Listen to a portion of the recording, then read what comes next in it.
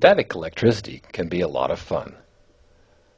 Other times, it can be annoying, like when your clothes stick together after being in the dryer. How do things become charged with static electricity? It was discovered centuries ago that certain types of materials would mysteriously attract one another after being rubbed together. Scientists learned a great deal about electricity by rubbing things together. For example, after rubbing a piece of silk against a piece of glass, the silk and the glass would tend to stick together. Indeed, there was an attractive force that could be demonstrated even when the two materials were separated. Glass and silk aren't the only materials known to behave like this.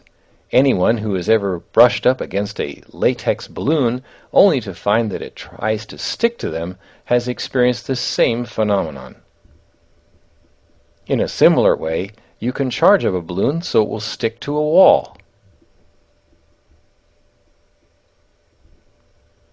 In fact, given enough charge, almost anything can stick to you. Paraffin wax and wool cloth are another pair of materials early experimenters recognized as manifesting attractive forces after being rubbed together.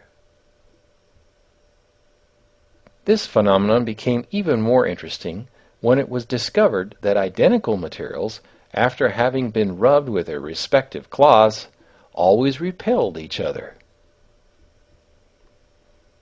It was also noted that when a piece of glass rubbed with silk was exposed to a piece of wax rubbed with wool, the two materials would attract one another.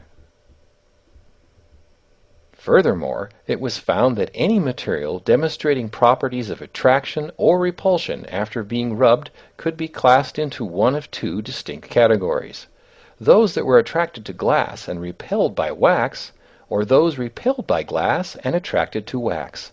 It was either one or the other. There were no materials found that would be attracted to or repelled by both glass and wax, or that reacted to one without reacting to the other. More attention was directed towards the pieces of cloth used to do the rubbing. It was discovered that after rubbing two pieces of glass with two pieces of silk cloth, not only did the glass pieces repel each other, but so did the cloths. The same phenomenon held for the pieces of wool used to rub the wax. Now this is a really strange thing to witness. After all, none of these objects were visibly altered by the rubbing. Yet they definitely behaved differently than before they were rubbed.